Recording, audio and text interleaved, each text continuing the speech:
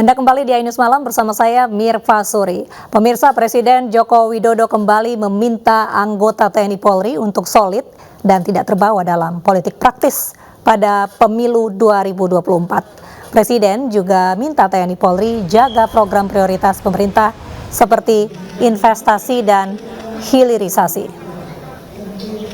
Saat menghadiri rapat pimpinan TNI Polri di Jakarta, Presiden Joko Widodo kembali meminta TNI Polri tidak ikut dalam hiruk-pikuk politik praktis jelang pemilu 2024. Pada tahun politik mendatang, Presiden ingin situasi aman dan kondusif. Selain netralitas pada pemilu, Presiden juga minta TNI Polri jaga program prioritas pemerintah seperti investasi dan hilirisasi. Jokowi mencontohkan ekspor dan tambang ilegal merupakan salah satu penghambat proses hilirisasi.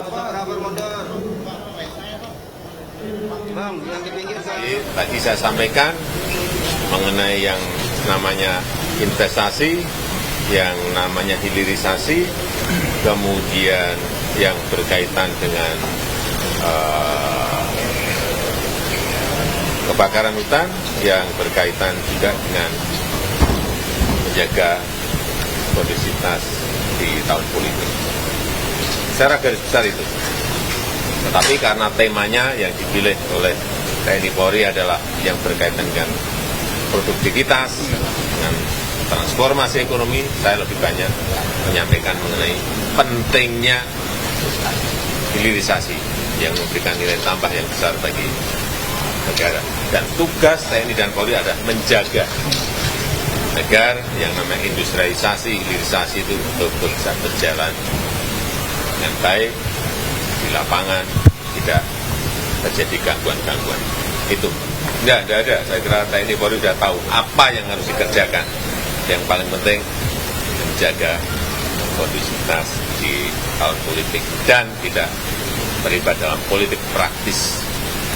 Ya tadi saya sampaikan, kalau yang namanya ekspor ilegal masih berjalan, yang namanya tambang ilegal masih berjalan, ya proses hilirisasi, proses industrialisasi menjadi terganggu. Dan tugas TNI dan Polri ada di situ. Kalau ekspor ilegal misalnya, timah itu masih berjalan, boksit masih ada, batu bara masih ada, sehingga penerimaan negara menjadi sangat berkurang karena itu. Itulah tugas TNI dan Polri. Kalau di laut ya polisi air, Bakamla, TNI AL, misalnya. Saya kira yang para peselancar mengerti lah apa yang dilakukan. Tidak perlu saya jelasin detail-detail, sudah mengerti.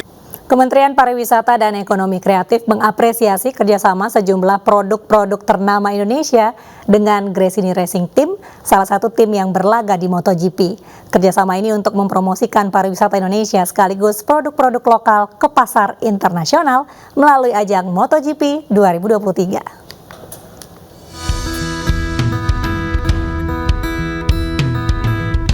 Menparekraf Sandiaga Salahuddin Uno menyambut kedatangan tim Gresini Racing bersama dua pembalapnya, Alex Marquez dan Fabio Di Gianantonio, pada kick-off press conference Gresini Racing Team jelang gelaran MotoGP 2023 di Gedung Sabta Pesona, Jakarta. Dalam kegiatan ini, Menparekraf mengapresiasi kerjasama sejumlah produk-produk dari brand ternama Indonesia dengan Gresini Racing Team untuk dipromosikan melalui ajang internasional MotoGP. Saya melihat ini produk-produk yang berkaitan dengan ekosistem pariwisata dan ekonomi kreatif ini bisa meningkatkan penjualannya. Kalau data yang bisa kita kelola, kalau konten-konten kreatif itu 65% dampaknya terhadap peningkatan penjualan mereka.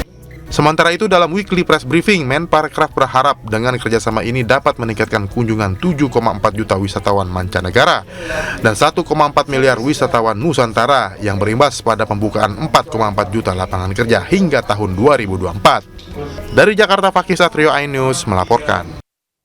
Masa Aliansi Masyarakat Pamekasan Madura unjuk rasa di depan kantor Bupati Pamekasan Madura karena tak kunjung ditemui, masa menyegel kantor Pemkab setempat. Masuk!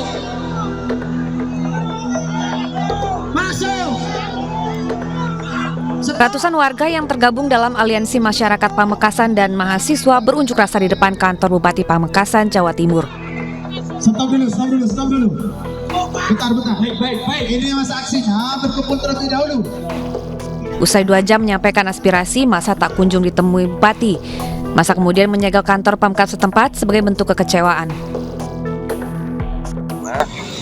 Kita mendesak Bupati Pamekasan untuk segera melaksanakan Pilkades tahun 2023 sebagaimana tertuang dalam surat edaran yang telah terbit 14 Januari kemarin. Surat dari mana? Surat dari edaran dari Menteri Dalam Negeri pada 14 Januari kemarin yang bersifat penting dan genting tentang pelaksanaan Pilkades ini.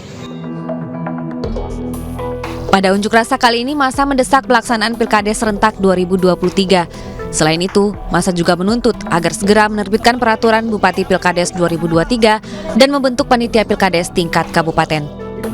Dari Pamekasan, Jawa Timur, Dedi Prianto, iNews melaporkan. Petugas Dishub bersama TNI Polri menggelar operasi parkir liar di kawasan Daan Mogot Kalideres, Jakarta. Petugas sempat mendapat perlawanan dari sekelompok orang yang diduga juru parkir liar.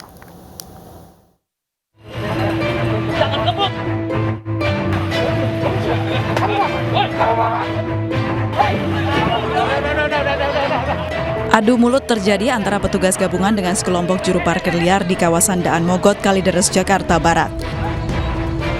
Keributan terjadi ketika para juru parkir ini menolak operasi yang digelar petugas gabungan.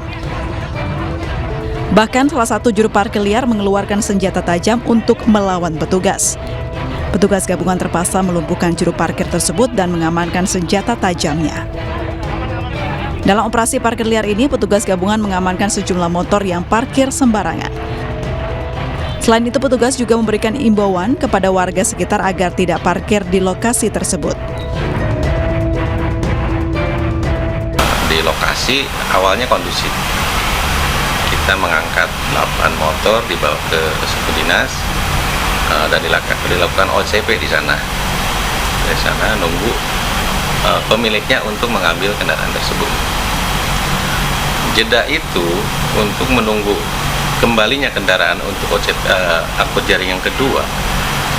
Ada segerombolan orang dari mana dan memprovokasi kita sehingga terjadi adu mulut dengan dari tim Lintas Jaya. Razia parkir liar di kawasan ini merupakan perintah PJ Gubernur DKI Jakarta. Sementara petugas memasang sejumlah beton barier di sekitar lokasi agar kendaraan tidak lagi parkir di tempat ini. Dari Jakarta, Miftah Kulgani melaporkan. Tolak rencana penerapan jalan berbayar atau Electronic Road Pricing (ERP), ratusan pengemudi ojek online geruduk gedung Balai Kota DKI Jakarta. Mereka resah dengan rencana penerapan ERP yang dituding akan menambah beban hidup.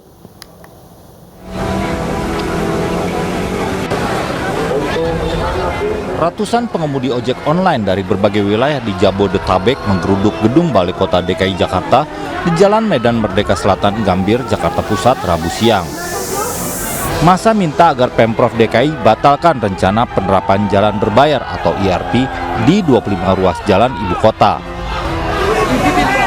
Tolak ERP untuk penerapan di jalan nasional DKI. Para pengemudi ojek online mengaku resah dengan rencana penerapan ERP yang dinilai akan menambah beban hidup mereka dengan makin membengkaknya biaya operasional mencari nafkah di ibu kota.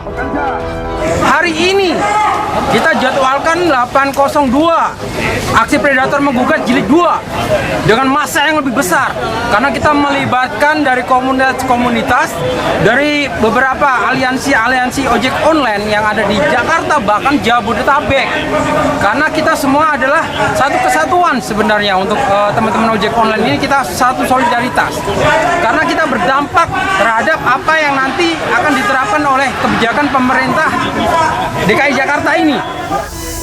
Massa mengaku menolak segala bentuk mediasi dan mendesak pejabat Gubernur DKI Jakarta secara tegas membatalkan penerapan ERP. Sementara itu, Kepala Dinas Perhubungan DKI Jakarta berjanji akan mengkaji lebih dalam mengingat rencana tersebut telah menuai reaksi penolakan dari berbagai kalangan. Jadi kami akan koordinasi dengan rekan-rekan di Dewan untuk mengembalikan dulu rancangan peraturan daerah untuk kami lakukan kajian komprehensifnya. Meski berlangsung tertib, namun sepanjang aksi berlangsung, arus lalu lintas di Jalan Medan Merdeka Selatan sempat lumpuh total. Dari Jakarta, Rani Sanjaya, iNews melaporkan.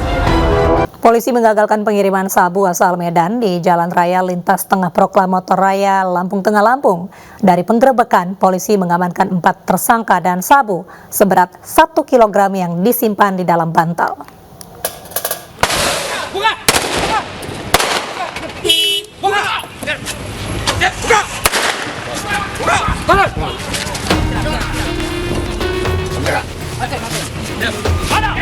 Inilah penggerebekan 1 kg narkoba jenis sabu yang dilakukan oleh Satuan Narkoba Polres Lampung Tengah.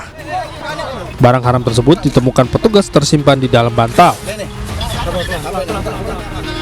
Sabu asal Medan dengan tujuan Kampung Tanjung Harapan, Lampung Tengah tersebut dibawa oleh 4 orang pelaku yang berada di 2 mobil yang berbeda. Tindak pidana narkotika jenis sabu-sabu seberat barang bukti seberat 1 kilo 60 gram. Jadi 1 kilo lebih ini barang bukti didapat dalam 1 paket, bukan beberapa paket, tapi di dalam 1 paket.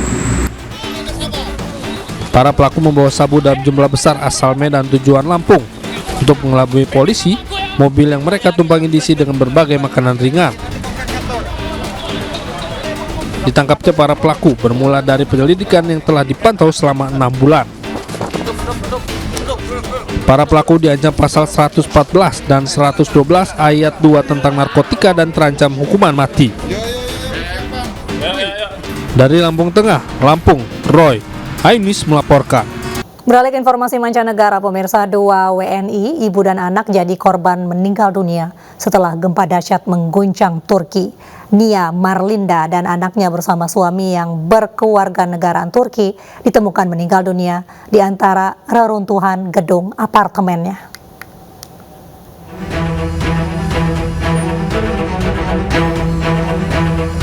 ...123 orang berhasil evakuasi KBRI Ankara dari 5 wilayah paling terdampak gempa di Turki.